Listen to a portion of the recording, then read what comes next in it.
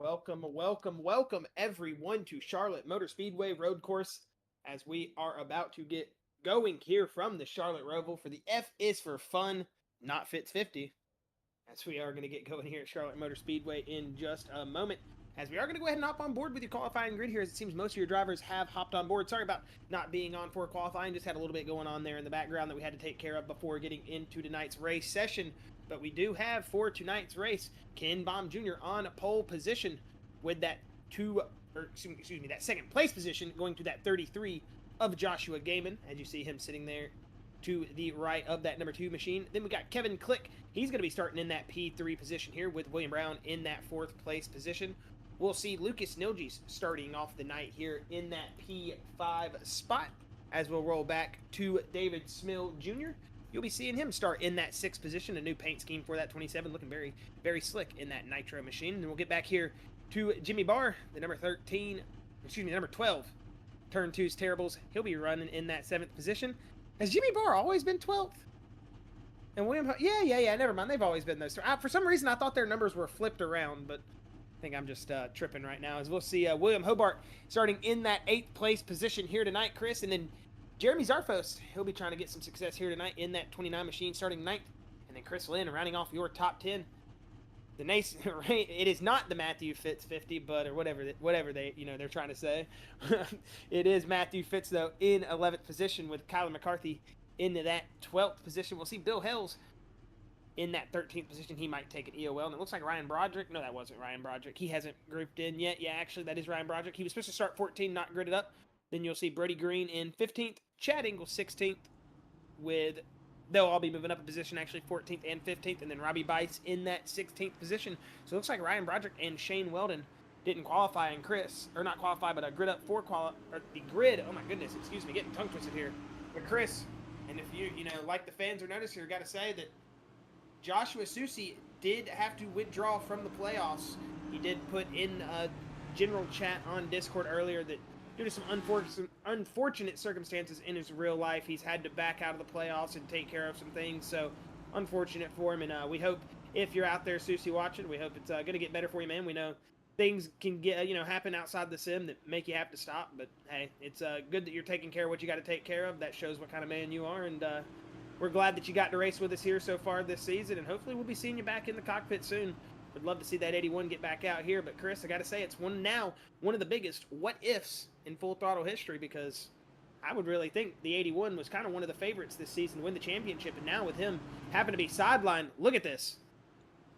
Look at this. It's wide open now here going into the Charlotte Roval.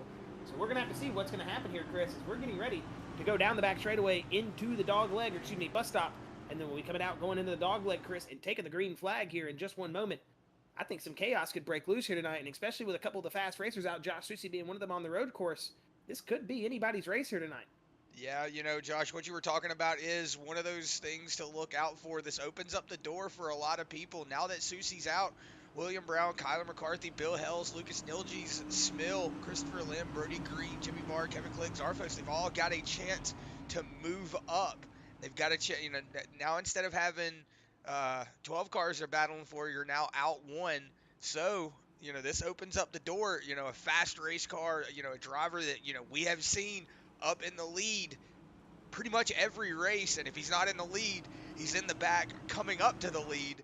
So this is something to watch out for. Can Ken Baum make it a repeat? Can he go back to back and make it another championship, or will any of these guys behind him have anything to say for it? That's what I'm interested in looking forward to.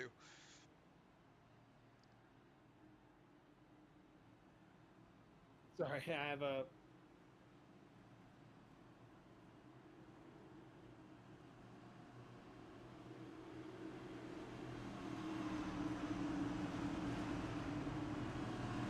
As we are getting ready to go here, Chris, as they are coming through the dog leg, the pace car is off. It is up to Ken Baum now when he's going to get going, and the green is out. These drivers are going, and Ken Baum's going to get off to a very, very good start. Oh, we already got a wreck here. That is the 29 of Jeremy Zarfos, and the 32 of Chris Lynn. There will be no cautions here tonight. Locally enforced only means it's just going to be letting you know that there's a wreck in the area. It's up to your discretion if you want to slow down or not. We'll get back here to the start as We'll see what happened right quick, Chris, but I think we need to get back on board with the drivers. It looks like Ken Baum's went off track.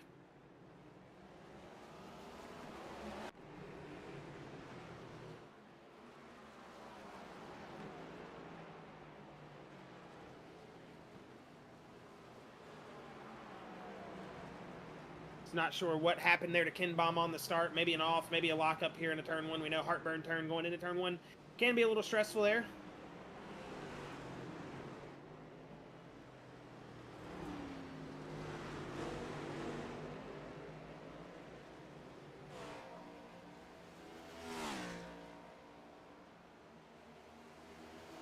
As it looks like Joshua Gaiman has assumed the lead here as we'll get down into the bus stop. William Brown and Kevin Click, they've got a little bit of battle going on here as we'll come through the painted section and back onto NASCAR's turn 3 and 4. As we'll see what Joshua Gaiman now will be able to do out here in the lead, Chris. But we said it was going to be a gamble, a dice roll, and it looks like here at lap 1, we've already had that dice roll happen. And oh, we got a big drive in from William Brown as he is going to come flying in, locking it up. I'm assuming he got on the grass. It just sounded like he was sliding way early. Man, he's only going to drop back to 4th. Still ahead of Ken Baum. I'm sorry. I hear somebody else wrecking out in turn 1. I think Jimmy Barr, Kevin Click might have just gotten loose. Yeah, I see Jimmy Barr around. Jimmy Barr. As not only is Jeremy Zarfos spun it around. Now that Jeremy Zarfos photography car is around. Double whammy for Zarfos there tonight. Yeah, we've got a lot of drivers going around here early on, and gonna have to go back and see if we can find out what happened with Ken Baum. I understand. Yeah, but we'll just kind of let everything play out here for just a moment. I was having a little bit of technical issues going on there in the beginning, so I was trying to get everything situated, but seems like it got it situated now. But we're seeing Ken Baum move back up to the field. He's already moved himself back up into 3rd. We saw William Brown come flying through the dog leg, so that just unfortunate for that non-machine, but looks like he's got it settled back out now. But now his teammate Lucas Nilges and Kyler McCarthy are starting to pull up to the back bumper of William Brown, so he's going to have somebody to contend with for that 5th position here before too long. Yeah, it just seems like everybody here on these first 2 laps, Chris. Oh, damage on the 9 machine of William Brown. Not sure what happened there. Here on this first lap, as we see a big lock up there from Kyle McCarthy in behind that 3 Lucas Nilges. As we roll here into 8th. Man, 8th place. There already got a big gap here through the field. That's Brady Green high in NASCAR 3 and 4. Coming down here into the dog leg is coming through the infield. You see William Brown, how these guys can use the paint. This isn't like Formula 1. They can definitely use that off-track limit there. In qualifying, you will get, ticked if you go too far off track, but the way you see them driving it, that's the way you drive here at the NASCAR Roval. In these NASCAR stock cars at the Roval. I mean, road courses in these NASCARs, man, are always fun. You can use as much track limit as you want to.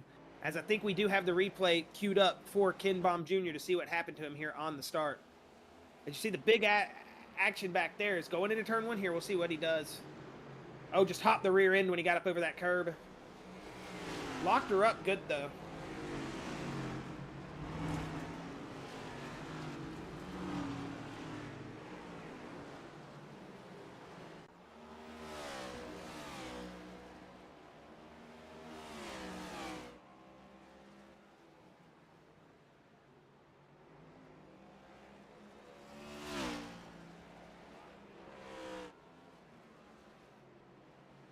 I mean, I think the cameras are very accurate to a real race.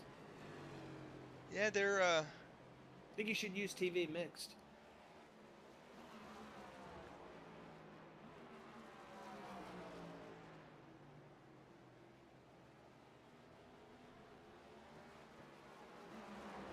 going back. We see the distance now between Ken Baum and William Brown is about 4.5 seconds. Lucas Nilsson. I'm trying to find actually the track map. I noticed that it is not up here. I was going to say we have about a 4.5 second gap between Ken Baum and William Brown, and then Lucas Nilge, you see, he's almost on the back bumper of his teammate.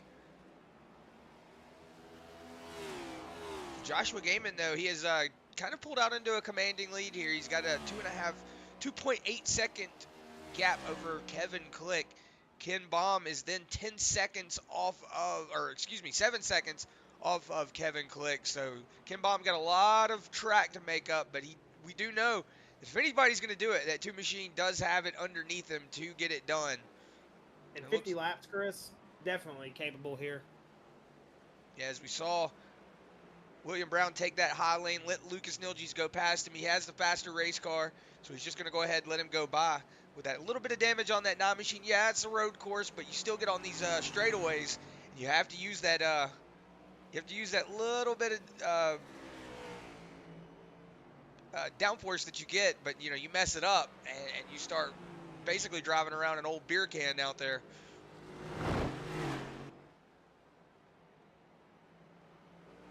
Ooh.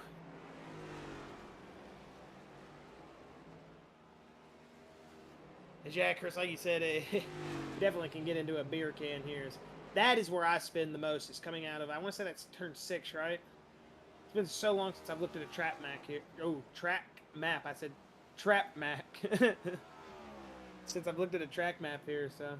But I will say the way these cars drive here look a lot smoother than the Gen 6. I can definitely see they're using up a lot more racetrack. It seems like there's a lot more just mechanical grip in the race cars, so it's nice to see how much,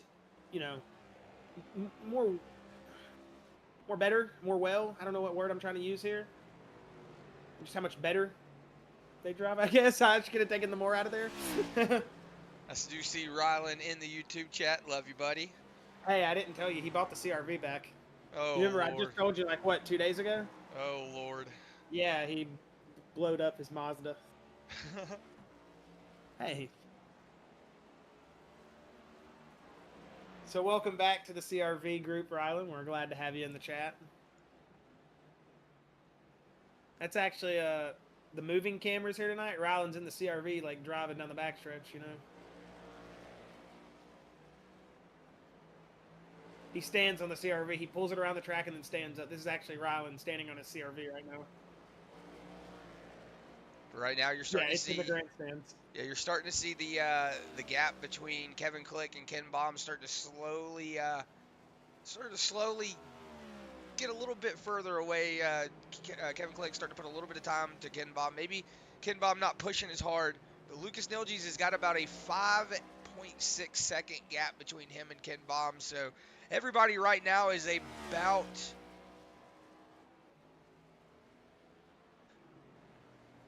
To take that back, I was looking at the wrong numbers. It is actually a 9-second gap from Ken Baum to Lucas Nilges, and Kevin Click has got a 5-second gap. So I was looking at the numbers a little wrong there. These road courses are a little weird whenever you're clicking through the drivers, but because they've got a different little thing over here telling you off tracks and stuff. So something that you don't normally see, but. Lucas Nilges, though, like I said, about a 10-second gap between him and Ken Baum, so he's got a lot of time to make up. But you see William Brown hasn't left that rear bumper of his teammate Lucas Nilges once he let him around coming into the dog leg out of turn 4. As we saw, William Brown did get sideways coming through the dog leg there. That was not meaning to laugh at him whenever it happened, but just seeing it in that camera view, it was like one of those, oh my gosh, what was that? And just sliding through the camera, but you did see he was able to keep it going, though, not lose too many positions. But right now, Bill Hells has moved himself up into a good spot. He's up into that 7th position. Jeremy Zarfos up 1 position into 8th. David Smill, we saw having a little bit of contact with, I want to say, it was William Hobart. Maybe not at the same time, but it was in that same area. But right now, David Smill, though, lost 3 positions, and then Jimmy Barr, we saw him have that accident coming out of Heartburn Turn. Then he got sideways, lost a lot of positions there. William Hobart also down 3 positions from his original starting position. Everybody's down 3 positions. Yeah, everybody is pretty much down 3 positions. Matthew Fitz has slowly got a couple of positions back. I saw him drop back a little bit. Then you see Chris Lynn here in that 13th spot on the back bumper of Matthew Fitz trying to catch back up. One of those drivers that was involved in that early accident. And then Robbie Bice moved himself up 4 positions into that 14th spot. As I say that, it looks like, who was that? Chris Lynn? Somebody was just fighting for position. It looks like William Hobart coming down pit lane. Indeed, he is pulling the trigger coming down pit lane. We'll have to see what happens here if he's going to decide to just call it. We know how some people are like me on a road course. He might have left front damage. I was going to say, that left front looks messed up. Yeah, I got a marker right here. Let's see if we can figure out what happened. Oh, he's going to jump the sausage curve or something, isn't he? Oh, just gets it sideways. Something else had to have happened, because there was a lot of damage on that front left quarter. I thought I saw that too. It looked like the tie rods were out whenever he was coming. It looked like the front alignment was Yeah, out. that's what I'm saying. The front alignment looked out. Unless it was just that camera. I'm not sure. That was weird. As we get back up here on board with your leader, Joshua Game in the 33 machine, just ticking away here as he's at lap 9, already starting to pull up. Who is that? The 35 of Chad Engel? That is indeed the 35 of Chad Engel. As he is pulling up to that back bumper to put him a lap down. As you'll see the 35 just go wide here, slow down, and then just get back on the throttle. Just gentleman's agreement to let him go. Joshua Gaiman, though, doing a good job here out in the lead so far, and Ken Baum Jr. seems to not be making up any time to that Gaiman machine. Yeah, I was going to say, it looks like he's about 7 seconds off of that lead car now. He was about 5 seconds off of him. Now slowly starting to chip away at that gap is Joshua Gaiman. But Kevin Click still holding on. Joshua Gaiman only got about 3 seconds between him and that leader. So this is something you could look at here soon. Kevin Click might be trying to battle Joshua Gaiman for the lead before too long. We know Kevin Click's pretty good on these road courses. Yeah, Kevin Click has looked good on the road courses so far this season, and right now it doesn't seem like he's doing too bad of a job. 2.7 seconds off of that Joshua Gaiman machine as we're right on board here with you, or with him, and give you an idea of what it's like to wheel one of these race cars around this Roval. It is not a fun track, trust me. It's a fun track when you understand the flow. You get the track down, but learning it is not fun because you think you finally get comfortable going fast around it, and you set like a 123 or a 125. Like, oh, I'm going so fast. I went so good too, so smooth. And then you realize everybody else is running like 5 seconds slower or faster than you, and you're like, okay, what the heck? So it's one of those things that can definitely dishearten you. Every time you drive it, you find a way to slow up more, or what's the word I'm looking for? Slow up better, like hit your braking zones better. So it's one of those tracks you just have to put so much repetition in. Like, if you don't, you're not gonna make this bus stop. That braking. Oh, it looks like somebody didn't make the bus stop.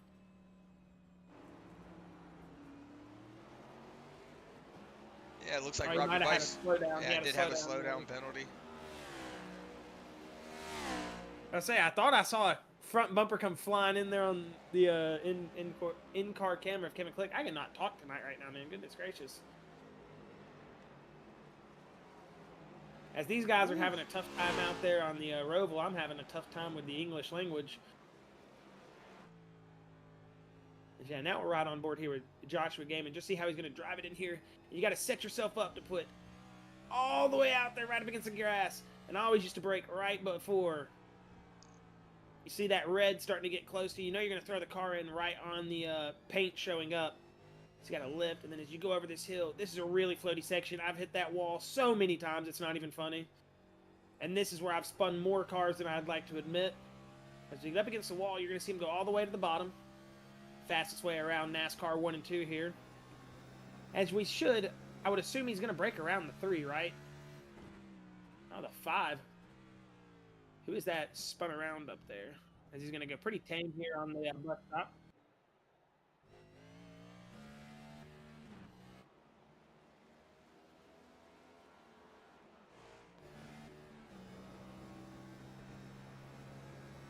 And this is my favorite one. Is that grass still painted? You can still drive out on the grass? Man, they haven't fixed that still. Or the paved, you know what I'm talking about? The grass that's a little bit darker where you can put the front lefts on it. That might have been what William Brown was trying to do, and it didn't work. But yeah, I want to say the driver that went around in the dog leg, Josh, that was, excuse me, the bus stop was Matthew Fitz. It was. See what we'll see if we can go back and catch what happened with Matthew.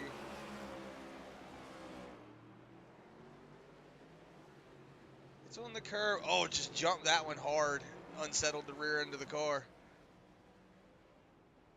He was just along for the ride at that point.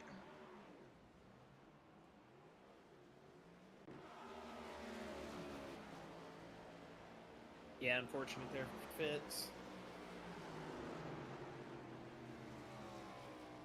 Yeah, as you'll see Robbie Weiss go all the way out there to those painted lines, let those two drivers get by. Lucas Nilges now has William Brown all over that back bumper. So William Brown and Lucas Nilges, two of these drivers that are battling for as many points as they can to move up into that best of 8 that we're going into next week at, well, I want to say it is Vegas? I want to say next week is Las Vegas.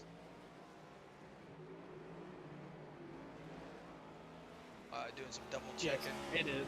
I was just going to say, I'm doing some double checking real quick, but yeah, that's going to be the start of round 8. So a lot of these drivers are trying to make up as many points as they can for that round of 8. And right now, Kevin Click, Ken Baum Jr., who we haven't really talked about much, he's still got about an 8-second gap between him and Kevin Click alone, an 11-second gap now. It was, like I said, about 9 seconds earlier on. Now he's got it down to about 11 seconds. So Kevin Click, though, like I said, still a 7.8 in front of him. So right now, Kevin Click is trying to hold on to Joshua Gaiman, who is slowly starting to stretch that lead out. I was going to say, whenever the last time I spoke about it, it was under 2.3 seconds, but now he's got it out to a 3.7. So Kevin Click slowly losing a little bit of time to Joshua Gaiman, but not losing as much time as you would really. Whoa, as I'm talking about that, it looks like Matthew Fitz done blown the bus stop again. I saw in the background just smoke and a car come flying like they were on the super speedway. Yeah, Matthew Fitz not having too much fun there in the bus stop these last couple laps. Yeah, as somebody who races the MX-5s here a lot, I can say that bus stop is not fun. Even in those, going slow, it is not a fun bus stop. Hey, it doesn't matter how slow you're going. When you got to go fast in the car, it's still fast as that. Man, that bus stop is tight, man. And it has no room for error. One little hiccup and your night's over.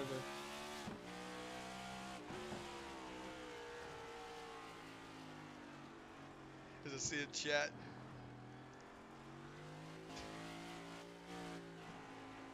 Rylan saying Rhonda's back in business. Yeah, Rhonda the Honda, son. As we're seeing Brody Green right now. Now that I think about it.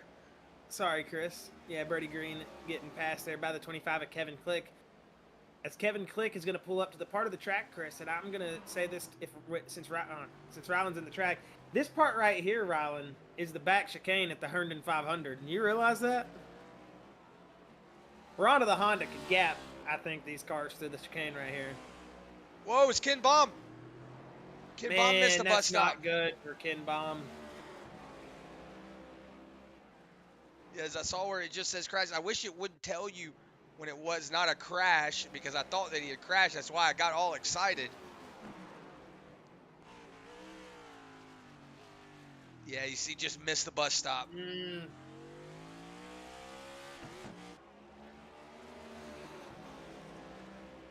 Oh, and he decided to come down pit road with that.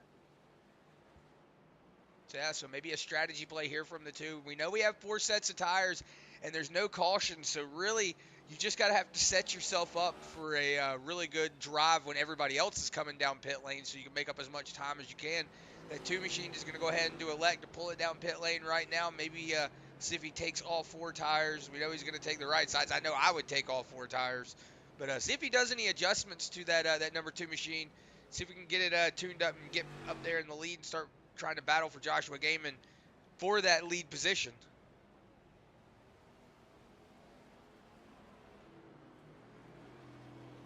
Is he taking a slowdown penalty or something? Or penalty? I'm confused. Yeah, still sitting in pit lane.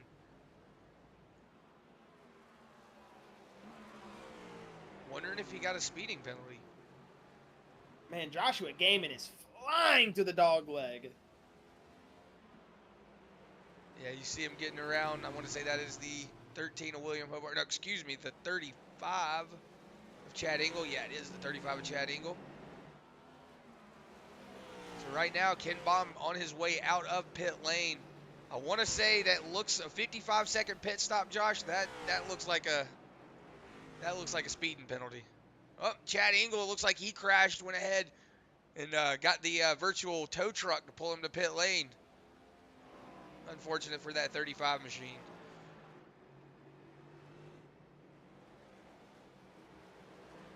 And William Brown starting to put a little bit of separation between his teammate now, Josh.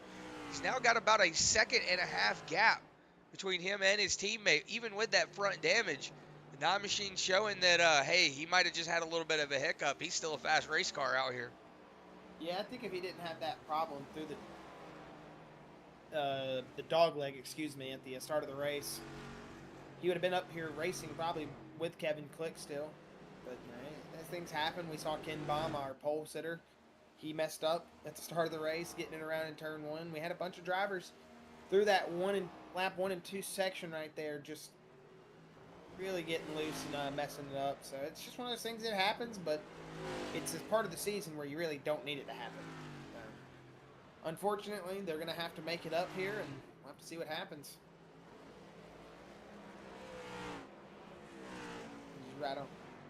Just right on board here with Kevin Click.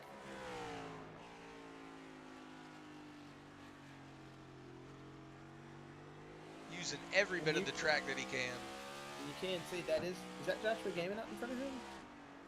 Yeah. Yeah, Kevin Click starting to slowly reel him in. It was almost a 4-second gap. Now he's got it down to a 3-second gap, Josh. Under a 3-second gap now. As I'm trying to watch, I just want to make it known. Watching road course racing is absolutely terrible when it comes to wrecks and stuff. I just want to make that known. There are so many crashed off tracks.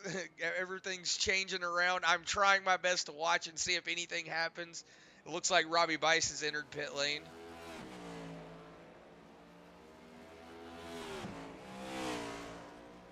See the front end damage on that 29 machine. 28 machine, excuse me.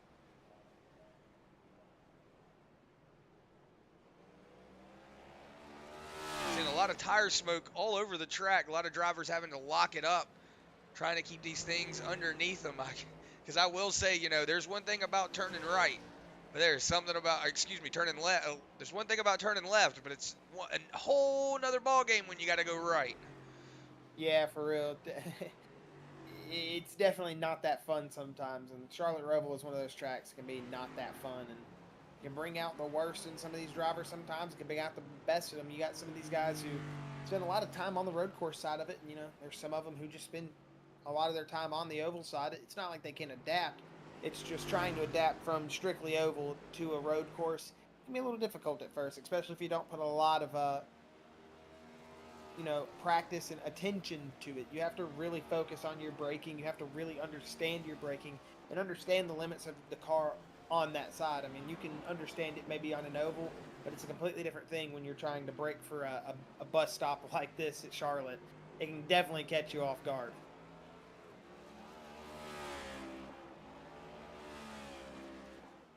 But right now, it looks like Joshua Gaiman is starting to pull back that gap a little bit to Kevin Click. 3 4/10 now is the gap that Gaiman has made, as he is willing that thing right now, Chris.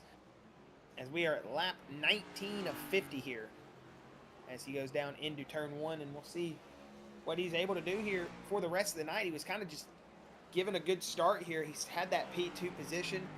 He was comfortably in a great starting position already, but with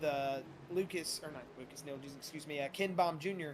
getting around there on turn 1 at the start of the race, it's pretty much set up Joshua Gaiman here for one of those nights that if he just stays consistent, hits his marks, and there's not a lot of people behind him that can go faster, he's pretty much got this race sealed here from lap 1 if he can just hang on, not mess up, not have any hiccups, not have any off tracks. He's okay if he makes like a little bit of a lockup or something, but definitely going to have to keep the car under him and keep going at a good pace because Kevin Click is still within that striking distance, even with just a small little lockup. So he's got to be on his P's and Q's here and really keep a hand on that steering wheel, or he could get himself into a world of trouble. But right now, great start coming on to lap 20. He's doing a really good job. Yeah, we're seeing Ken Baum still hang on to the back bumper. I still see him in the shot, so he is not letting that leader get too far away from him. Hopefully, hoping that Joshua Gaiman has some kind of issue to where he can catch back up with him, because I know that Two Machine is definitely punching himself in the leg for whatever happened on pit road. We saw him sit down pit lane for 55 seconds. Don't know if that was some sort of issue, or maybe, had to go, shut the door, had to let the dog out, something. It's one of those things that could have happened. So unfortunate for that too, but it looks like he's still well in that car, still not out of it just yet.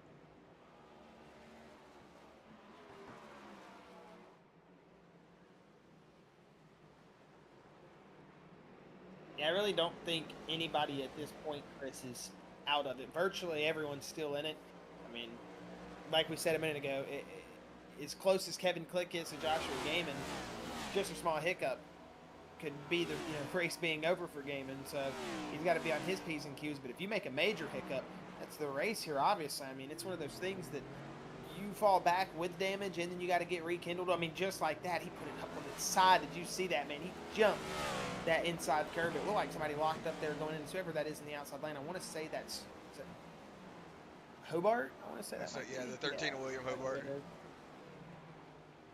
He's just going to let everybody get around him. So I will say Joshua Gaiman has done a very good job here tonight.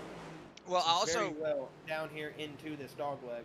I also want to point out, Josh, I actually won a race here not here, at the Talladega, or not Talladega, the Daytona road course. I was running in third position the entire race. It was an open setup race. I don't remember how many laps it was, but more than what the fixed would be. It was just cruising in third place. Was like, oh, you know what? I'll settle for a podium third. That's cool. Ended up, the front two guys ended up getting into a wreck on I think the second to last lap, and I got past them and won the race. So it's one of those things, even if you're falling behind and you're a lap down, don't hang your head. Anything can happen. You can catch up here on these road courses easily. This 53 of Bill Hell's going a lap down. I think one of my favorite iRacing moments, Chris, is when I got my only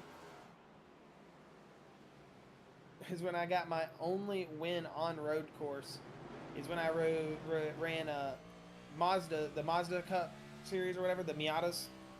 I ran the Miatas at Lime Rock, and I started 11th, and literally in the last 2 laps I went from 7th place to 1st because every single person in front of me wrecked. And I photo finished with 1st place. Only time I ever won on road course. So like you said, it's one of those things. You're not out of it until the race is over. So unless you're like 3 laps down, then you're out of it.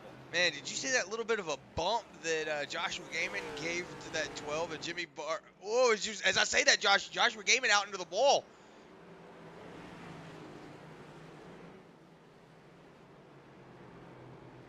Yeah, Joshua Gaiman made a little bit of contact to that retainer wall on the outside. So maybe not having the best exit there, but it looks like he's going to get back around to everybody. Not slow up too much.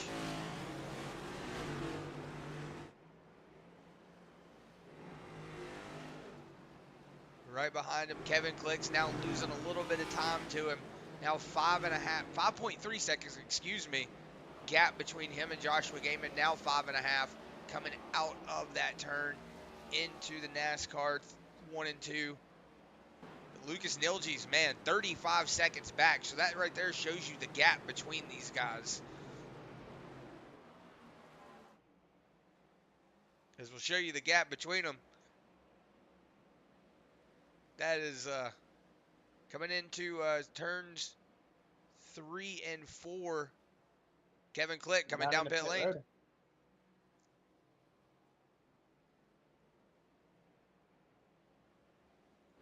Man, I just saw that Bojangles ad in the infield, and I want a Bowberry biscuit right now.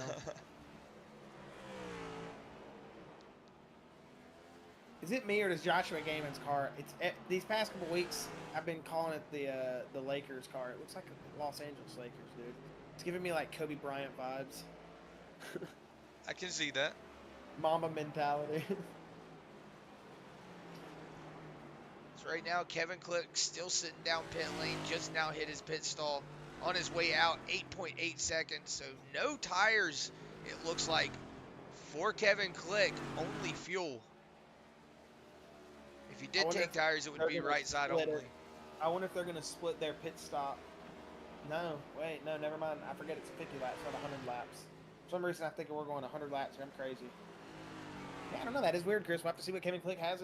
Unless he thinks he can pull enough of a lead on Joshua Gayman. Oh, no! Around goes Nilgies! Is that off the front bumper of Chris Lynn? Yeah, it looks like Chris Lynn was trying to get her, let the 3 get around him. We'll just go ahead and back it up right here. You see the 32 getting down there on the inside lane. It looks like he was going to let him around, but just didn't get it locked up fast enough.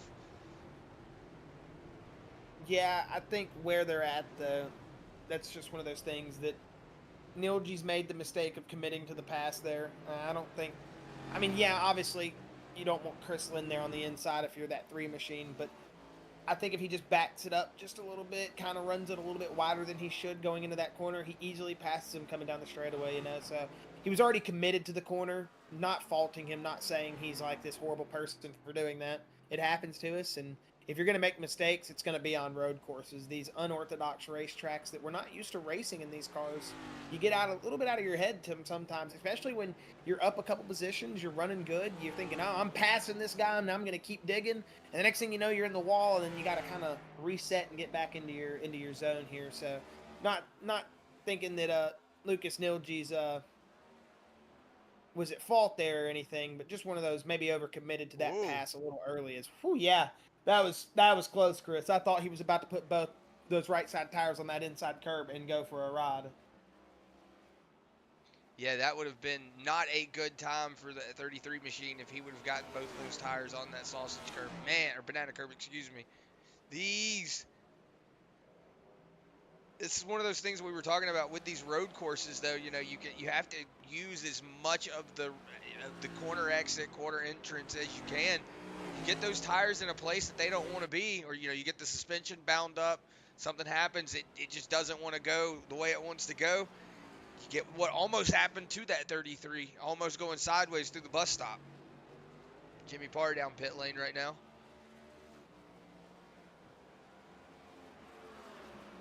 So, man, we've only got 4 cars on the lead lap. Only locally enforced cautions, so that means wherever the wreck occurs at, they will pull a yellow flag out. You won't be able to see it on the stream, but the drivers do see it on the track. And we'll see that yellow flag just means to basically watch out. Don't go too fast, even though not everybody doesn't go fast. They will go fast. But it's one of those things, locally enforced cautions on a track like this, it's one of those, in Formula 1 and a locally enforced caution, they still make you slow down for the accident if it's on the track, you know. So you have to actually, like, and you would want to slow down for some accidents in Formula 1. You still don't have to, but in stock car racing, it's one of those things, unless you're sitting like dead in the middle of the turn, we ain't slowing down. Sorry, Chief. They're going to have to, like, throw the full course caution for us to slow down for you. But in a real race, they would throw. Somebody just blow up? Somebody just blew up. I just heard the engine blow up sound. We're just going to kind of... Whoa, it looks like Matthew Fitz. Did Nilgi blow up? No, it's Matthew Fitz. I'm trying to get to it. As he's just sitting there. No, I do see him. As I just got the marker. See if we can back it up. Smoke. I think I see. Wait, no, was it him?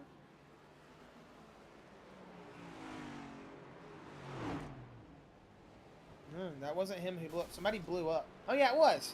Okay. Maybe I should have listened to you, Chris. Yeah, as we see into heartburn. Why does it look like it says fart burn? Turn. That's funny. Yeah, hopefully Fitz Oh, sees that one. oh If, man, you, that if that was was. good for anything, Fitz, thank you for making two immature grown men fully giggle right there. That was funny. It guarantee you that definitely looked like it said fart burn turn. Heartburn turn. Yeah, it's funny. And we both noticed it at the same time. So I was like sitting there looking at the front end. I was like, haha, fart burn. Man. So there you go, Fitz. Isn't it great? If Isn't it anything, great being a dude? I mean, come on. if anything, you can take away from what just happened, Fitz. There you go. Fart burn turn. Just a couple guys being dudes up here, man. What can I say? As right now, we'll go ahead and jump back on board with what's going on. Joshua Gaiman, 32 seconds off of Kevin Click. Now we saw Kevin Click come down pit lane. Joshua Gaiman did not. So right now, I'm trying to look at where they're at on the track as far as the. So you see, coming into turns 1 and 2, regular 1 and 2 is that 33 Joshua Gaiman, and then Kevin Click behind him. You see just where that 3 machine went around. I don't know the track names. I do not have a track map. I am sorry with the turn names. But that 25 machine going uphill. This part right here is really tricky as well. The car can get really unsettled going through that uphill, then downhill to that left-hander to coming out onto this track. Man, that is one of those places that I do not like driving at. Speaking of do not like driving at, it's the whole track. What do you mean? Yeah. As right I now, love this track. I ain't gonna lie. I love this track. I love watching this track. I like driving the track, but actually, that's why I hate driving this track. It makes me mad, dude. I was just thinking about it. I don't think I've ever raced a single race at Charlotte. No, I've raced a couple officials here. There was at one point where I thought I was going to be a little road course ringer. I got shut down on that real quick by myself. But it was one of those things, you know, I don't think I've ever raced a single official, non-official, whatever it may be here, and not spun. I have spun every single time I've raced here. Mm-hmm. I'm pretty sure I do too. I've spun here, going up this hill that. Whoa, Joshua Gaiman up into the wall. Yeah, he's been getting really wide on that exit corner. I think if the corner oh, somebody's fender is flying. Did you just see that? Yeah, I saw that. Oh, the caution. 24. This is 24, Kyler McCarthy. Oh! Dude, look how real that looks. That's awesome. His whole right side's coming off the ground. Yeah, he's 3-wheeling right now. 2-wheeling if you don't count that left one up there not working. Oh my gosh, that's awesome. I'm not trying to... Yes, I don't see what happened. Let's see if we can go back and what happened. I'm going to have to rewind it, so... Okay, I'm just joking. Thank you, iRacing, for this damage model. I'm so impressed. Oh, it looks like he swung wide. Cooked it. He cooked beans. Oh, he already had him. He already had it. Yeah, okay, so... Look how bad it's bouncing. That looks so real. What the heck? Oh, no, he got sideways. So there's more to the story. I know, it's just the gift that keeps on giving, right? Oh, he got loose like Ken Bomb. Big shot. I like how the fender doesn't fly off yet. Man, what has iRacing done to their damage model? This is insane. We see though, that tie rod. Oh, he's crab walking. You see him? He looks like a 44 going down the highway. Big shot there. Then the fender hasn't fallen off. I like that. And then it flies off. That's pretty cool. Unfortunate for Kyler McCarthy, but man, he just allowed us to be able to display awesome damage physics, man. Got to give it to iRacing, dude. That looked really realistic. Yeah, the way the tire was bouncing and stuff, that looked really good. I haven't seen damage like that yet since, you know, and that's our first time really getting to see a big wall shot like that would, you know, on that side. So it was really cool to see. Yeah, so unfortunate there for Kyler McCarthy. That will probably be the end of his race. He might take as much damage as he can, come back out here, try to turn a couple of laps here at the end. I don't know, man. That was 2 big shots there. We saw that wheel basically look like a bow-legged chicken.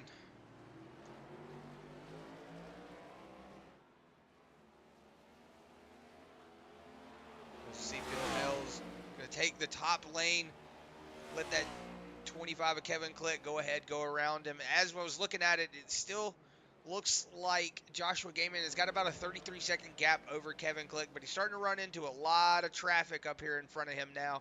Wonder if that 32 is going to go ahead and get out of his way here once they get into the NASCAR part of the turn.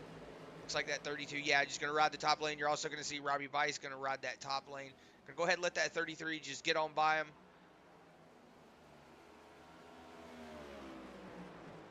But Kevin Click, like we were saying, about 33 seconds off of Joshua Gaiman.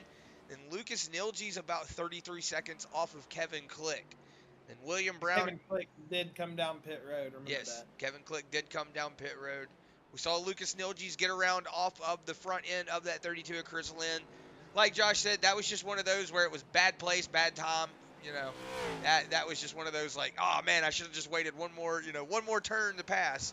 But I mean, you always got to give the right of way, I guess, to the lead car. He was the lead car, but just unfortunate. Like I said, Chris Lynn, and like you said, Chris, wrong place, wrong time. And Nilgis was already committed to the corner, and it just, yeah. It's like when you and your friend both go in to mess with each other, like you're gonna jump at him and y'all headbutt on accident, knock foreheads. It's like I didn't mean to do that, but it happened. oh, is David Smill around? Oh no, David Smith is around. Currently running in that 6th spot, but man, might have jumped the curb.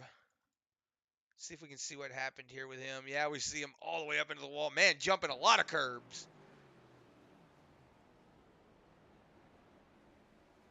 Hmm.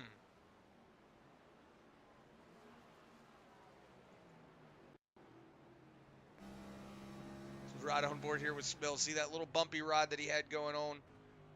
Gets it settled up, but it looks like he just jumped the curb there. Just misjudged it. Boom. See him get shifted down into reverse real quick. Gets it backed up and gets it going again. Doesn't look like he lost any positions, though, as far as on track. But Bill Hells is right now starting to catch him. Joshua Gaiman down pit lane. Also, Lucas Nilge's down pit lane.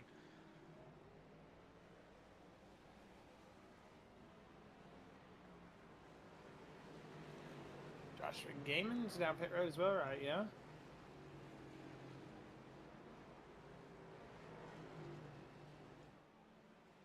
So let's see if Kevin Click can make up any time here.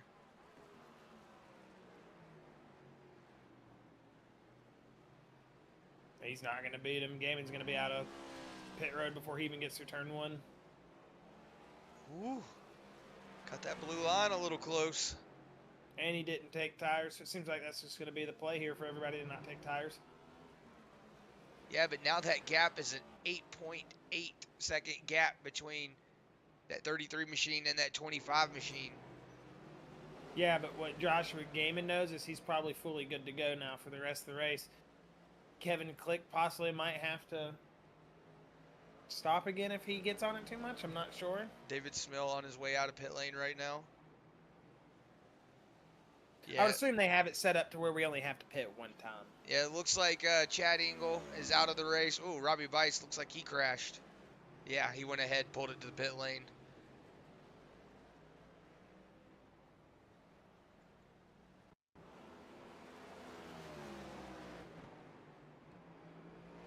Looks like he was letting everybody around. He just missed the bus stop and was like, you know what? I'm over it. Not gonna lie, Robbie, I feel it. That's pretty much how my day has been all day. Yeah, as that gap between Kevin Click, Joshua Gaiman starting to slowly spread out just a little bit. It was 8.8 seconds, now 9.2. So just showing that Joshua Gaiman might have a little bit more pace than that 25 machine. William Brown, who is the closest on track right now, is 58.21 seconds back from that second place position. So if he plays his cards right, he could get a top 3 finish, but Lucas Nilge's 3 seconds off of him. Josh, look at that. Kim Baum starting to slowly peek his way back up in here. He might not be fighting for the lead, but he's going to be fighting for a podium here before too long. And the 2 drivers that are in front of him are also championship contenders, so he has to get up here in front of these guys right now. Sorry, I didn't realize I was muted.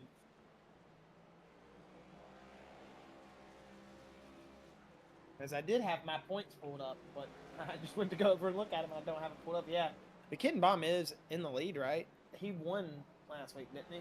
Or not last week, a couple weeks ago.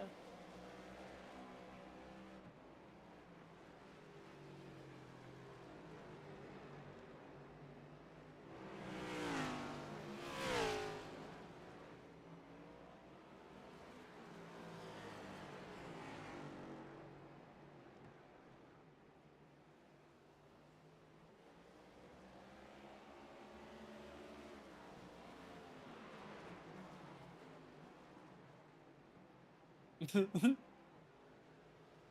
don't care.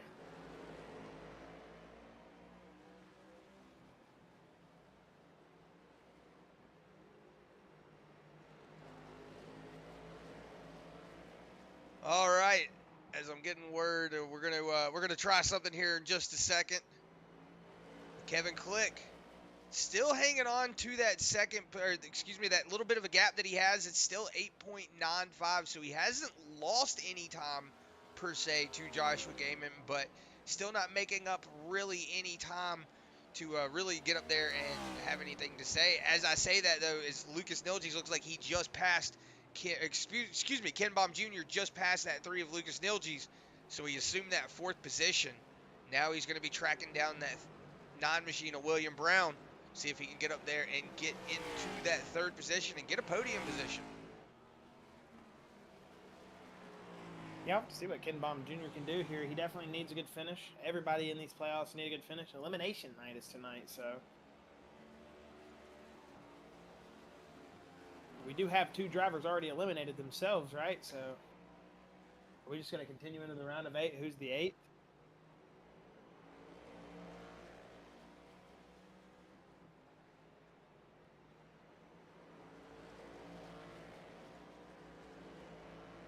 Do you want me to go see if he wants me to drag him up? Yes, I'm hearing that we might have Fitz from the in-care booth. He just got his just got out of the in-care field center, so we'll see if we have a word from him in just a second. But hopefully not too much brain damage. We saw him hit the that barrier a little hard in heartburn turn.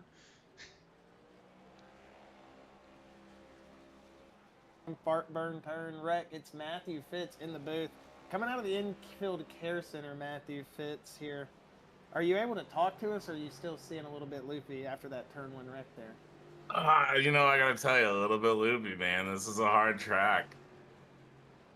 Yeah, it definitely is. I mean, you gave us a laugh, though. I don't know if you've seen it yet. You blocked the camera perfectly, so when you were wrecked there in turn 1 and we were on the replay, instead of it saying heartburn turn, it said fart burn turn. So you gave us a really good moment there, and I don't think it was. It couldn't have been anybody else that that did that. So thank you there. I mean, you definitely gave us a laughable moment.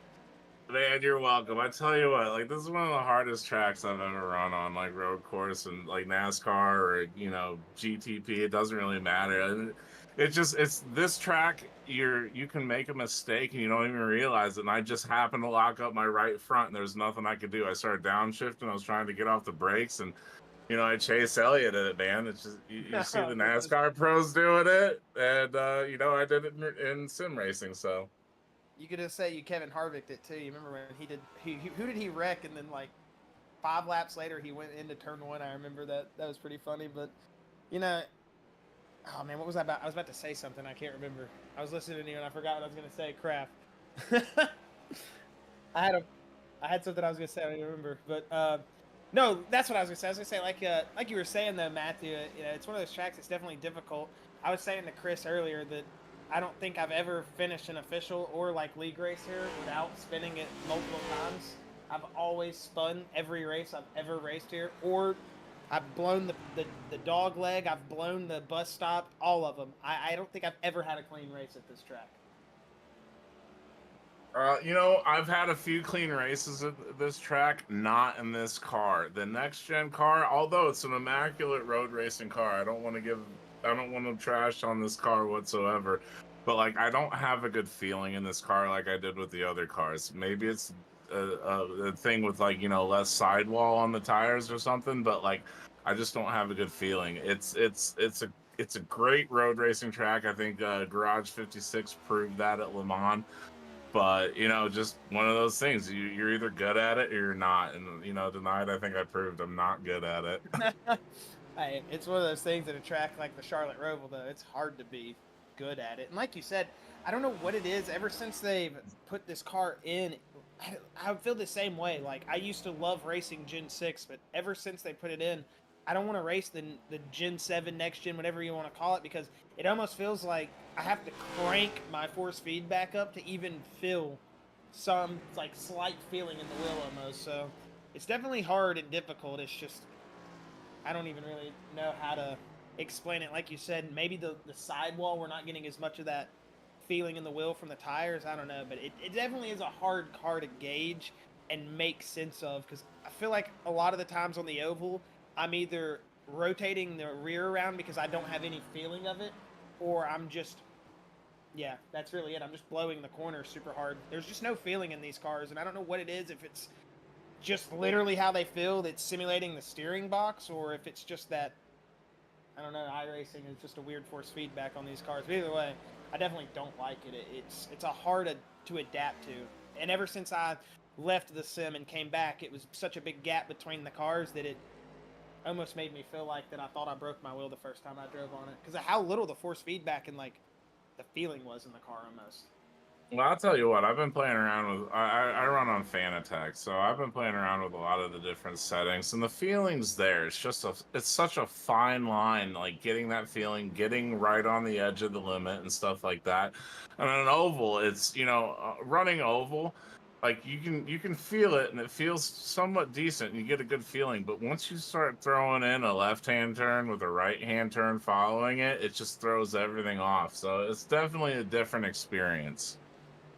Yeah, I would say that for sure, because it was one of those things, I guess when I switched back over to it, it was like a weird sour taste in my mouth. I was like, okay, I don't know what to do now. Just feels awkward. I went from this like beautiful feeling race car, because if people didn't get to experience the Gen 6 on iRacing, I feel so bad for them. It was so much fun to race. Like, so much fun. Maybe the later Aero models that they were putting out for them weren't that fun to race on the Super Speedway, but like 2020 to 2021 Gen 6 cars were so much freaking fun to race. Like, so Oh, much fun. you don't even want to get into it. I got into iRacing back in 2012 when you had the car tomorrow when you were doing tandem drafting and stuff like that. Like that was a blast. Like you're talking about super speedway racing. Not to knock this generation. I still have so much fun here. I have so much fun with everybody racing in the league. Like there's tons of talent, but like different cars bring on different challenges. So Oh, you yeah, just for have to sure. learn to adapt. You're like Kurt Busch, Thank you, NASCAR, for Mhm. ruining my career. The car has ruined Matthew Fitz. We gotta get you the old man league. We'll put you in the car tomorrow. That's old man racing now to these kids today. Right? Oh, well, I'm pushing 40, so I'm No pretty much shot old to man. fit. No shot, dude. Goodness gracious.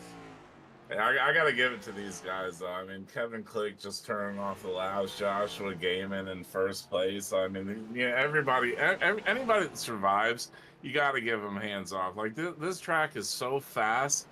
You have to make reactions so quick. Like it seems like it's like such a tight course, almost like a go-kart track. So you're just really doing everything you can to keep the car together. Yeah, for sure. It's one of those tracks that, especially like a corner like this, you have some of the tracks, if you're on single monitor, especially, you have that blind corner through some of the parts of this track. So you kind of got to just be relying on pure skill, pure track memory, and just knowing, like, all right, this is where I got to cut here, and I got to know that I'm not going to see where I'm going, but I got to make it. So it's a difficult track, and every single turn is like different. Obviously it's a road course, but you got a lot of road courses that have similar transitions and similar turns. This is a freaking oval, so you got the dog leg up here in the front, then you got heartburn turn. It's like almost a jump scare at every corner. You just have to survive every corner, and if you do that, then you make a lap. But it's really hard to Yeah. just survive a corner here. Like, You know, Well, it's I not mean, like you a saw that right off the bat. You had Chris Lynn and Zarvos getting into it on the start. You had a couple of different instances. I saw Robbie Bice get loose. I think I got a little wheel damage off that, and then I turned it off just by locking up the right front. Like I said, it's such a fast track. Yeah, even Ken Baum at the start, he dumped it going into turn one, and he was sitting pole position, so he got around like coming off the curb in the first turn there, and it spun him around. And I want to say we saw Kyler McCarthy. He took a massive shot when he came through turn one, went to that inside wall, knocked the whole front left off. The wheel was bouncing around. It was the coolest looking damage model I've seen in iRacing so far. Yep, he's still running without. I mean, I'm looking at him right now. He's still running without that left front fender on the car, Oh yeah, and that he's doing whole well. I don't even know how they fixed that thing, man. The whole left front was facing the opposite way of the car. It was like cocked completely to the left or the right. It was towed in so bad, and it was just bouncing around. The right car or the right rear was coming off the ground and three wheeling. It was just there he goes. He locks it up right there, but locks it down. He's gonna get through the chicane there, miss it, but yeah, it's definitely been a little bit of chaos here tonight. Oh shoot, we're already at 9 to go. You've joined the booth, Fitz, and it's like put it into turbo drive there. Right. Hey, you got to give it to all of these drivers out here. I mean, I think it just shows like the different skill levels and how good everybody is in the league. I mean, these cars, they're a challenge to drive, even on a road course and stuff like that. And we got a lot of guys out here with damage still wheeling and dealing with this. So, I mean, we have a lot of good skill in this league, and it makes me proud to run with every single one of these guys. Oh yeah, week in and week out, you guys definitely put on a hell of a show, and I think we were, pointing at that earlier. How it seems like every road course we have a driver that can just kind of sneak up. Kevin Click was one of those drivers who just out of nowhere at Watkins Glen surprised the hell out of us, and then he was really fast there, and then every single race it seems like there's a different driver here, and that's what I like. We have our fast super speedway driver, like Bill Hells is probably going to be at the front at the start of a super speedway race usually. Yep. Or that Susie's going to be at the start of pretty much every race, but nah, just messing around. But for real, you like on the 1.5s, on the intermediates, the short tracks, it seems like we've all got our little packs, our little groups, and that's what I like. When you get to see each driver show their skill set, it's always fun. And tonight it looks like Joshua Gaiman, he's finally getting to show what he's wanted to. At Watkins Glen, got taken out by his teammate on pole position. Susie going into turn one, it looked like he was set up for a good night. He's had a couple nights where he could have gotten it done, but just falling short so ever so slightly. Right now, it's looking like this is going to be Joshua Gaiman if he can just hold on to it, and the Kobe Bryant Lakers machine is going to make it into victory lane, hopefully, here tonight. Absolutely, man. Joshua Gaiman, I mean, he's been a good addition to the league, coming in Team Nitro. We have all our teams. We have our different rivalries and stuff. So, we're always gunning against Team Nitro. But I feel like Gaiman, he shows the speed. He shows what he can do. Sometimes he'll burn up his tires, and I feel good about passing him. But you know what? Like, it just shows, like, the skill level. Like, we have a lot of good drivers in here, and, we're always looking to bring in more people. So, like, more people we got, the more skill we got, just makes the league better overall. Yeah, that's what I think, too. When you get all the different drivers in here, and, we've seen some leagues, me and Chris have been part of so many, that will complain about good drivers, or, I hate this guy being in here. Why do we let... And I'm like, man, that's what makes it fun, though. When you got great drivers, it makes everybody else push themselves more, and that's what we've seen. Guys that have had seasons that have been kind of iffy towards the regular season, here in the playoffs, they've completely flipped the switch, man, and turned it up big time. I mean, some of these guys have really flipped the switch, and I look at it in this sense of when you go into every race thinking, all right, I'm going to get wrecked this race, or I'm going to get wrecked that race, you kind of quote-unquote manifest it. So it seemed like a lot of these guys were stuck in that habit of, okay, this could happen to me or that could happen to me. And you saw a lot of overcautious driving coming out. They got, drivers like Kevin Click or Nilgees or, Smill is somebody that got caught up very early all the time in the season in every wreck. So it just seemed like a lot of guys there early in the season were just a little too timid on it, or maybe a little over-aggressive, whatever it may be. But as we've gotten here into the playoffs and everybody's had to show their skill, I could definitely say that you're seeing everybody's real potential come out and it's definitely put everybody onto their personal best. And when you get to that personal best, you can keep pushing yourself. So I think I got to agree with you there. The better the drivers in the league, the better it makes everybody else in the league. Speaking about pushing yourself, Josh, Ken Baum having a little bit of early adversity here in this race, is pushing himself further and further up through this pack. He's moved himself now within 2.66 seconds between him and William Brown. So right now, one of those Sparkle Unicorn guys, they are trying to hold on to that third position here with 6 laps to go. You see him in frame there. Ken Baum trying to make up as much track position as he can. But I don't know. This is going to be one of those things that I've been watching the lap time while y'all were talking, and it's not cutting off enough that I think that in 6 laps he's going to be able to make the pass. But I could be proven wrong. He's also got Joshua Gaiman pulling up. It sounds like somebody's spinning up there. It's William Brown. William Brown just got big loose. I want to say. Yeah, big loose. Did he just break something? Why is it like he's wobbling the car? Yeah, he just broke something. As I was talking. Right. He must have clipped the front wall. Yeah, because I'm not getting any markers. Yeah, that car is completely jacked up. Oh, that is unfortunate. I'm going to actually rewind here just for a second. See if I can see what happened. Yeah, oh, we're right out there. Yeah. Oh, unfortunate. As I was talking about it, just big smack there. Doesn't even look like the front right touch. That might have been like net code. It looks like it actually broke the rear end. He's got those plastic Dodge control arms on it. I don't know, the front end, look how much the front left tire's turning. I don't know, you're right, dude. That thing's dog walking right now, crab walking, whatever you want to call it. Goodness gracious. It looks like it he might knocked the snot out of that wall then. Yeah, it looks like it broke the rear end. Yeah, look, the rear end is cambered out. The toe, or excuse me, it is positive camber on the rear. Well, that's going to promote Lucas Nilges into third. Yeah, so swap. Ken Baum Jr. is down pit road. Something happened. Oh, Ken Baum is down pit road. I wonder if he ran out of fuel. No, he crashed. That's damage on the front end. While we were under replay, he had an accident. And I was talking about him, too. It's going to be turn 1. It's going to be turn 1.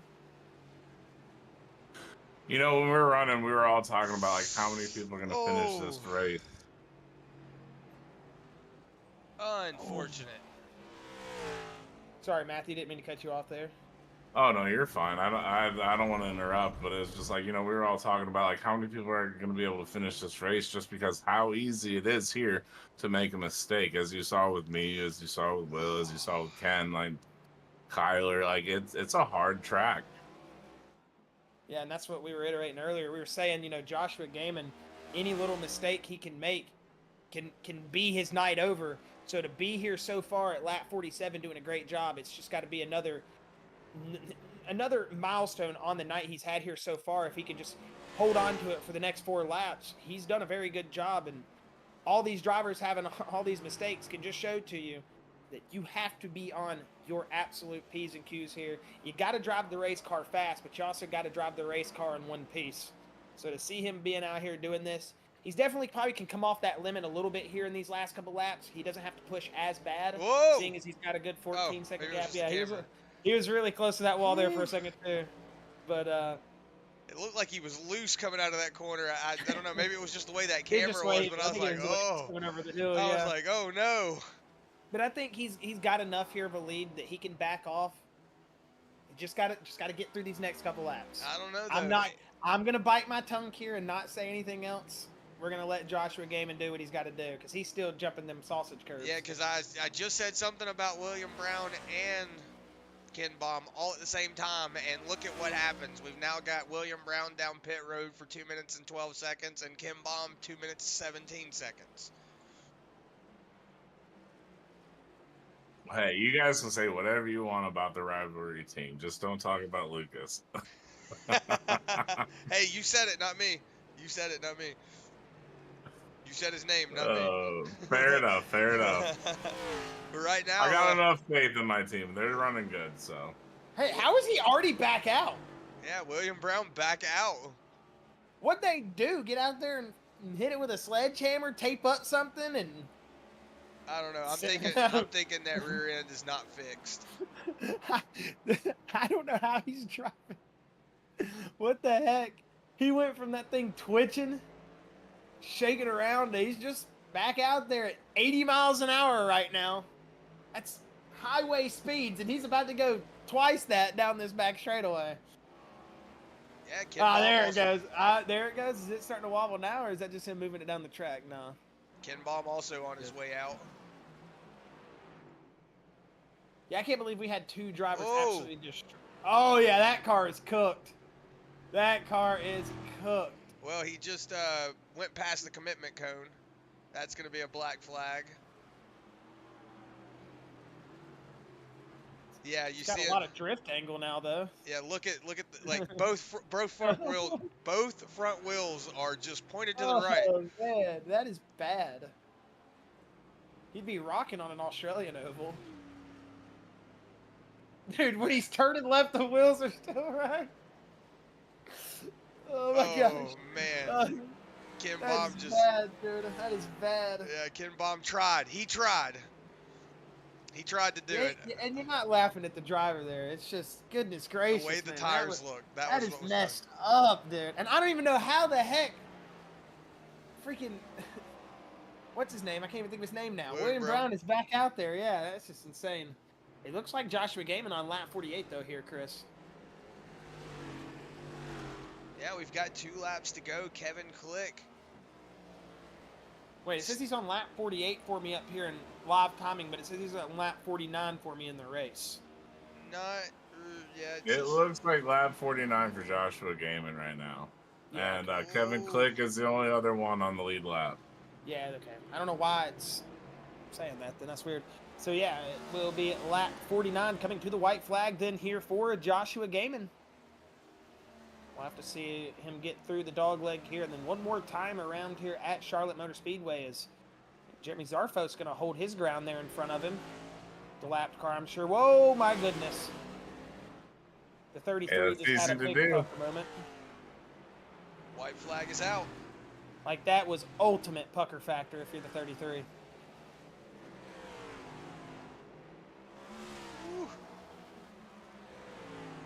See him riding it all the way out to that wall. Saw him hit it a couple of times here early on in the race.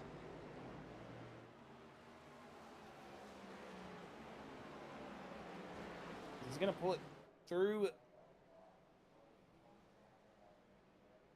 the second half of this infield and come out into NASCAR 3 and 4. We're going to have to see if he'll be able to hold on here through the bus stop. You got to think, man, his heart's beating right now. He's got race cars around him. He's thinking, please just do not let anybody lock up.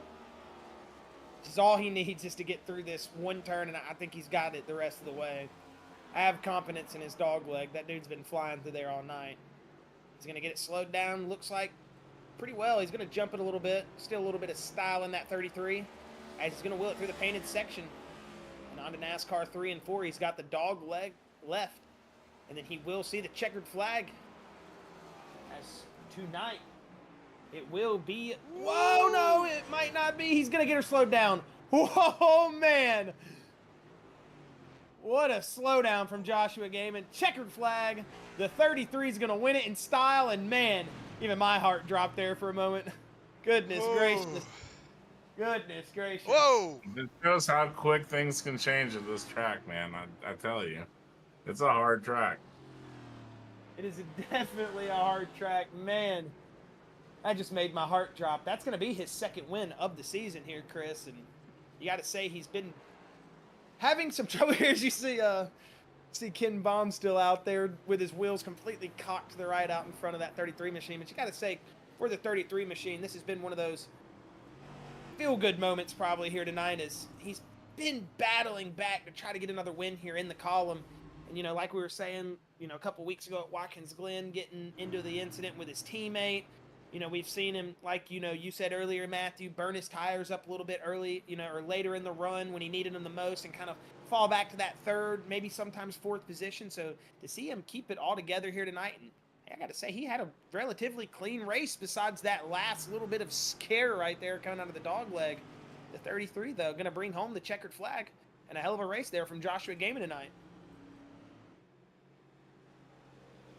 Also want to point out to anybody, I don't have a marker for it, but at the end of this race, please go back and watch whenever the 33 of Joshua Gaiman was coming through Heartburn Turn. Watch in the background for that 12 machine of Jimmy Barr. He just died. I just want you to know we have lost a driver on the track. That's not good. You know, I've said it before and I'll say it again. If people got hurt from the iRacing wrecks, we would have a lot of fatalities on this platform because people do dumb stuff. As we'll see if the 33's got a burnout for us. He does. He's going with the old faithful brake stand into a nice old donut, as he's going to do it right on that stripe right there. He's going to do it on the start finish line, and it's going to be that 33 Nitro Racing of Joshua Gaiman bringing it home here for his second win of the season at Charlotte Motor Speedway. Roval, you got to say it's been a great race here from that 33, and I'm sure he's going to be excited to be up here in the booth here in just a moment talking about his race win. He's going out there playing bumper cars now with that 27. Good thing these cars don't have to actually pass a post-race inspection or anything. None of these guys would ever pass on Nitro. They play bumper cars after every race. I don't know. Some of these guys are fast. We might have to look into having them send us our files post-race. You know, like, we don't know. Check his PC, dude. Check this guy's PC. As your post-race results are up on the screen. Not yet. That's qualifying. All right, and now your post-race results are up on the screen as the 33 of Joshua Gaiman going to be bringing home another terrific win, his second in the bag of this season here so far. Not in the playoffs, though, but hey, he started late, and he's made a good impact here in the season early. Race win number 2 for that 33 machine. Going into the P2 position, it was Kevin Click, the Turn 2 Terribles machine, finishing in that second place position. We didn't talk about him for a good reason there at the end, Matthew. It's going to be the Team Sparkle Unicorns, number 3 of Lucas Nilges, bringing it home in that third position. We'll see David Smill Jr. finishing in 4th position. Then we got Jeremy Zarfos in that 5th position. Jimmy Barr going to be in 6th. William Brown 7th. Don't know how he got back out on the track and finished 7th. Same with our 8th place finisher of Ken Baum Jr. Both of those guys should have had KO'd cars for the rest of the night, but hey, they somehow still got back out here and turned some laps. Chris Lynn going to finish in 9th with Bill Hells in 10th. William Hobart in 11th with Kyle McCarthy in 12th. Brady Green in 13th with Robbie Bice in 14th. The one and only Matthew Fitz going to be finishing in 15th here tonight with Chad Engel in 16th. Ryan Broderick in 17th, and Shane Weldon, who I don't think actually gridded up tonight. Yeah, he didn't. He is your last car scored in that 18th position.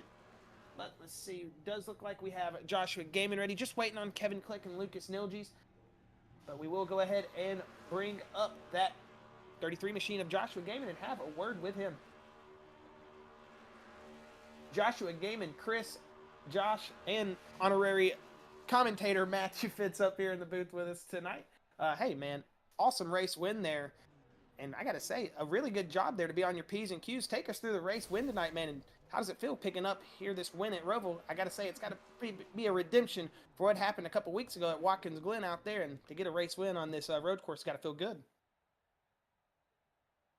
Yeah, that was just such an awesome race. Definitely a comeback from Watkins Glen, you know, with the little incident me and Susie had.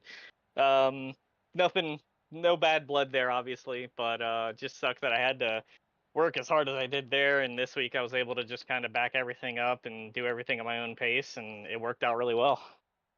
You know, it did seem like it worked out really well. You had a fast race car there from the start. You know, we saw not Joshua Gaiman. We saw who am I thinking of? Why can't I think of his name right now? Ken Baum Jr. Goodness gracious, I'm so sorry there, buddy. We had Ken Baum Jr. there at the start of the race getting loose off that turn 1 apron. Did you think after that it was going to be one of those races that you kind of had it in the bag, or was you still on your P's and Q's there? Because for a minute it seemed like Kevin Click and a couple of guys were going to start catching up. But then there at around lap 10 or 15, you just kind of took over and went on your own pace and pretty much commanded this race from that point on. Yeah, for sure. For the longest time there, Kevin was pretty much right within the distance of if I made a mistake, I was screwed. And he'd have been right on me. But I think around the pit stop there, I don't know if he had just a bad out lap or a bad in lap or what. I had a lot more time after that, so I was able to just put my head down and drive.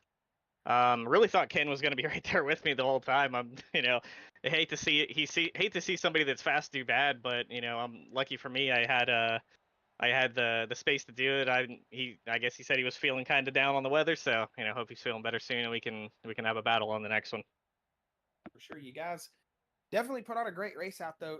Either way, I mean, it seemed like it was one of those nights that survival was key. We know at the Roval that's kind of what it is, but you were able to survive. Not only able to survive in pretty much a clean car. Besides, right there coming to the dog leg, man, we all had a moment coming to the checkered flag where our hearts all stopped. We were starting to freak out, locking them up coming in. But hey, finishing the race with a little drift in style, I got to say, looked pretty nice out there.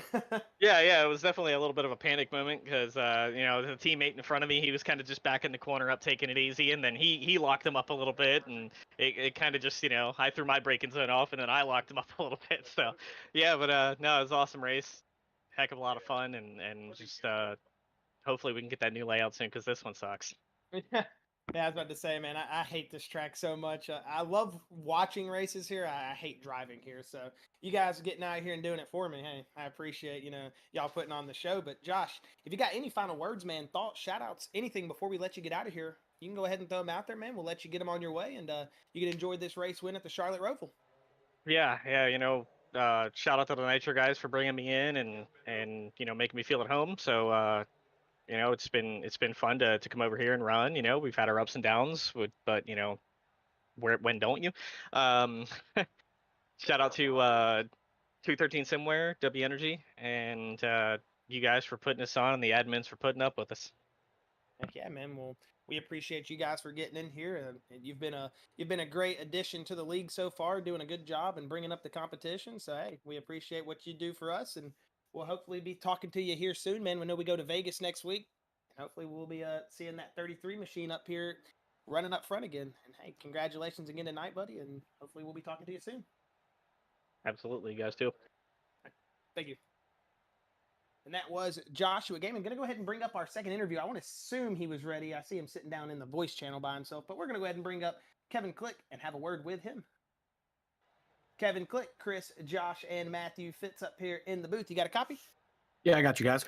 Man, Kevin, I got to say, it was one of those nights here early that seemed like you were in striking position that if Joshua Gaming was to make a mistake, it was going to be a Kevin Click night. But there early, you took a pit stop, and did you have an issue with your outlap or something? Because there after the pit stop cycle at lap 20, it seemed like you guys weren't really able to get back on track. And other than that, you had a really great night, second place, but it just seemed like after that pit stop, just not able to get back on track. Take us through that and explain to the viewers maybe what got on board of that 25 and happened there. I lost a lot of time in the 2 laps prior to the stop.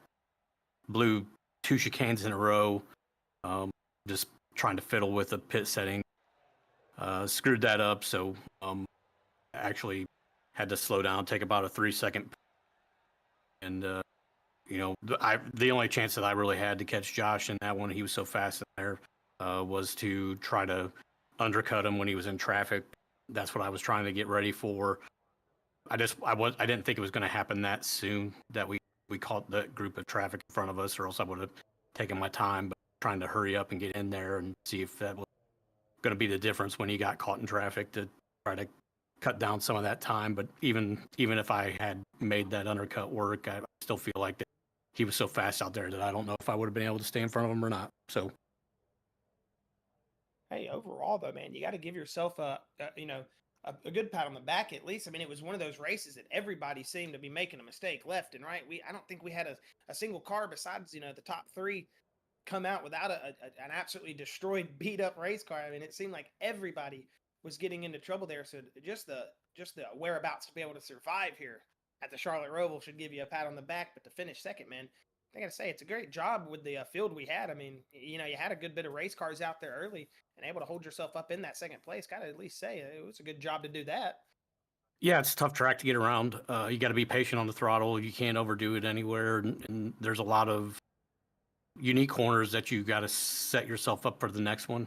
And there's just not much grip in these cars on that track. And it's you got to try really hard to keep it together for the 50 laps that we did. And like I said, credit to Josh. He was obviously the fastest guy out there, and I don't think anybody had anything for him, and he was able to keep it clean, which is really, probably the only reason that I was able to beat him at Watkins Glen earlier in the year. So credit where credit's due.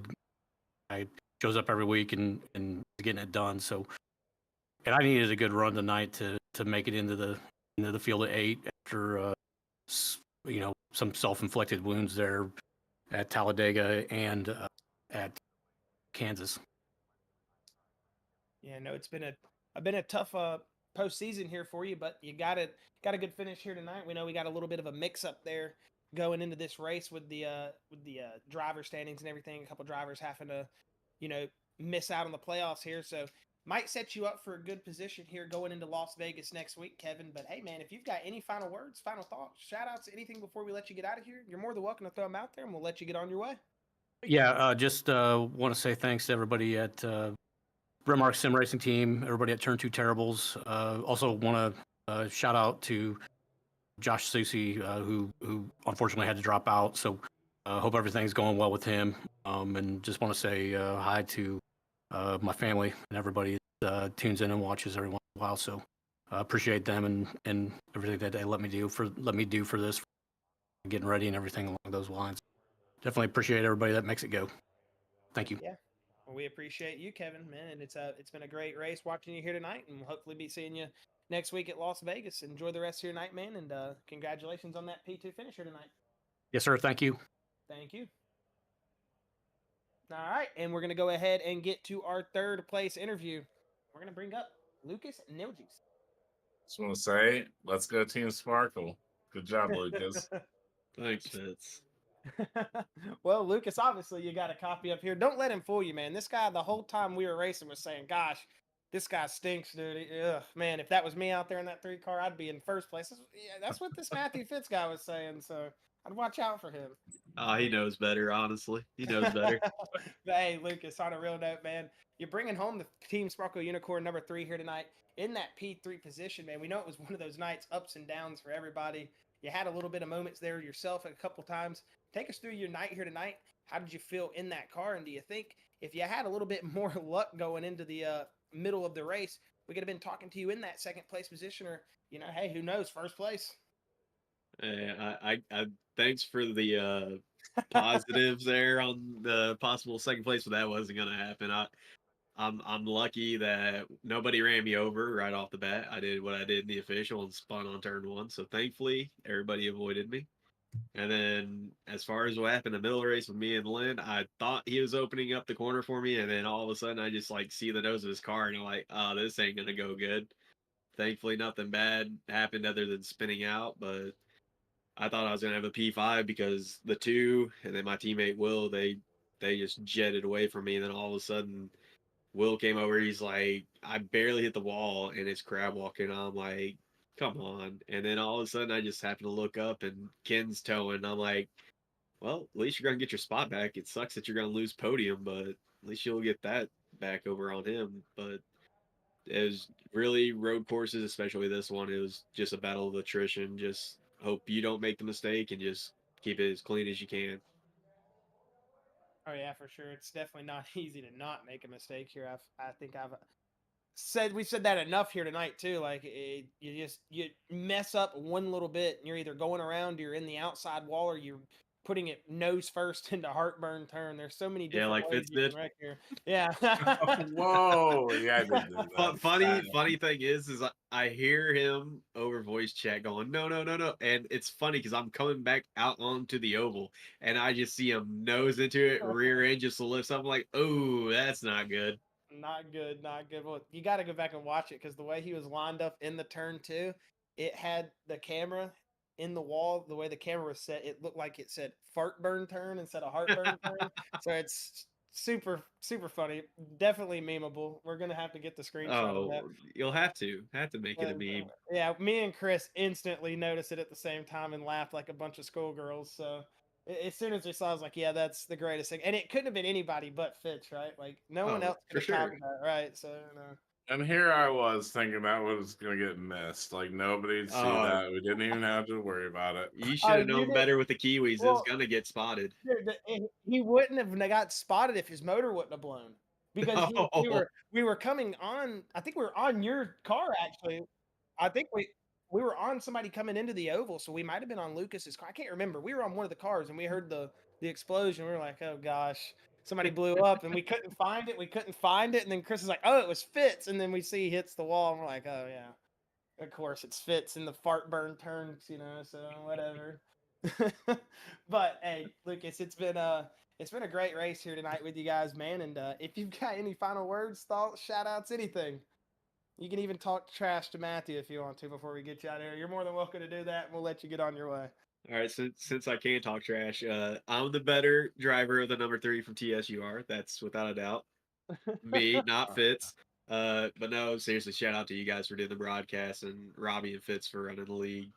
Shout out to my teammate Will. We both move on to the round of 8. Hopefully, we can find our way into the championship race. Just get a good 3 races in, and hopefully bag a win for one of us, if not both of us.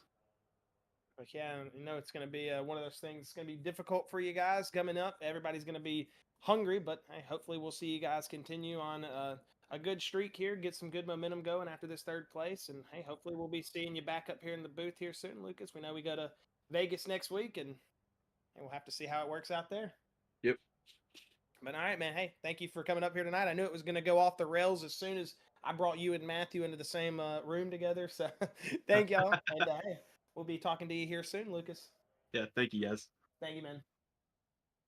And that was Lucas Nilges, our last interview here tonight. Well, since we've got Matthew up here in the booth with us here, and I just can't say Chris's name, Matthew, if you've got any final words tonight here, man, I know you joined us here for a moment. Didn't talk our heads off like I do, but hey, if you've got any final words, you're more than welcome to throw them out there. And then Chris, Yeah. whatever you got to say, and we'll get the heck out of here. How about that?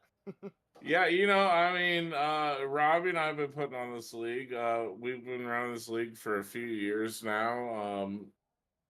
It's just been a great experience. I think, we've had a lot of good drivers in here. I think we keep building a lot of good experienced drivers. I think we got a lot of skill, and it shows week after week. So, we got to appreciate everybody that comes out, because honestly, everybody that drives here tonight, they make the league.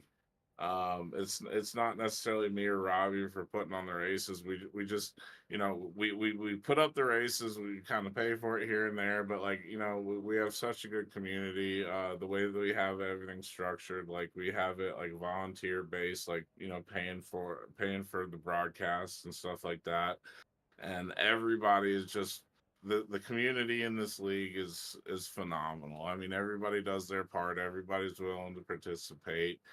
We have the Cuddle Dome, we have the Thunder Dome. We let everybody vent, whether they're mad or whether they would just want to congratulate everybody. I feel like it's a fantastic place. I'm proud that we put this on week after week, and I'm really surprised. A lot of times, sometimes most of the time throughout this season, we've had 30 plus drivers. We've had like 25 plus drivers every race. Not every race is going to be completely filled, because a lot of, track like this is kind of hard. We had 18 drivers, and to be able to sustain that kind of participation throughout an entire year, I mean, that just goes above and beyond. I think a lot of that goes with our broadcast booth, too. I mean, I think a lot of reason why people come to these races, they want to see themselves. They want to have that experience, and I think our broadcast team, especially bringing you guys in, like I think that fulfills a lot of our wants and needs too. So I mean, hands off to you guys. You guys brought me into the booth. I was kind of like chanting for myself a little bit, but you guys did, and I appreciate it. I got a little bit of experience. I tried looking. I tried watching along the race, especially at the road course. I have no idea how you guys do this. I was trying to sit there and go along with you guys. You guys are going on left and right. Like, you guys do a phenomenal job, not only on the oval but the road course race. So, you guys bring a lot of heart to this league, and I appreciate everybody that comes out to it, because really, the drivers, everybody makes this league, and I think I think we got a lot of room to grow. I think we're just going to continue to prosper. Heck yeah. I'll say it this way. The full throttle that we used to call and race in back a while ago is a completely different full throttle than what it is now. You guys have put so much work, so much effort into it, and we're so proud to be a part of it, man. When y'all called us, or not called us, using it metaphorically, called us and, hey, we wanted to bring y'all back in, I instantly was like, oh, heck yeah, we're going back. Those are the boys right there, so thank you. Yep, Really we them appreciate boys. Hey, that. no, thank you guys for coming back. I mean, honestly, like when you guys called us before, you guys are a fantastic addition to the league, and we knew if we could have an opportunity to bring you guys back, like it would just solidify the league that much more. So thank you guys for coming back. I Yeah, know man. Robbie and I and everybody else in the league appreciate you guys. So Hey man, we'll tie this into mine. That's every week I say, not only do I appreciate you and Robbie for putting this on, I appreciate everybody that sits down in that sim rig and decides to race. That's one of those things we wouldn't be able to do it without everybody. Even the people out on YouTube, even the people watching, we wouldn't be able to do it without any of y'all. So that's the one thing that makes us keep coming back here every day. I am tired, more tired than I've ever been in a long time. But you know what? As soon as this race started, I was wide awake because that's how much I love doing this. It's a lot of fun, and y'all guys make it a lot of fun. So just big shout out to Robbie, big shout out to you, Matthew. For letting us, be able to come back here and do this. This has been a lot of fun. But you know what? We're now going into the round of 8 next week. This is going to be interesting to see how Las Vegas is going to go because that's one of my favorite tracks. I'm not gonna lie, love that track. Can't wait to see those. Can't wait to see the racing. well, we got a lot of teams in here. We got a lot of teams growing, so you're gonna see some team racing. It's just everybody wants to see each other win, but at the same time, now it's playoffs. Now it's how do we get our team in the win? Like, whether it's Nitro, whether it's Team Sparkle, whether it's Up in Smoke, T2T, everybody's competitive. Everybody has a chance to win. So I think you're gonna see some exciting racing. I think you're going to see some very exciting racing at Las Vegas. It's definitely an awesome track, and you're definitely not going to want to miss it. That's going to bring us to an end, though, here in the booth up here in the Full Throttle Cup Series, as we are going to get into next week, Las Vegas. It's going to be awesome. You're not going to want to miss it. So you're going to make sure to come here Wednesday next week, 8 p.m., for the round of 8, because these are going to be a bunch of hungry drivers, like Matthew just said a minute ago. A lot of team racing going on. This track is very, very dynamic. There's a lot of different approaches to the lanes. You can really just drive this 1.5 mile. I love Las Vegas. It's an awesome track, and it's going to be an awesome race here. Definitely not going to want to miss it. But thank you to everybody out in the YouTube chat once again. We hope you guys had a great stay with us here tonight at the Charlotte Roval. No, it's one of those tracks that can get a little bit out of whack when you're watching it, but we try our best to keep you guys informed, and we had a great time doing it. But other than that, this has been Chris, Josh, and Matthew Fitz up here in the booth with us here tonight. Well, hopefully you guys Hopefully you guys had a good night, and we'll be seeing you next week at Las Vegas. So stay safe, and we'll be seeing you then, folks.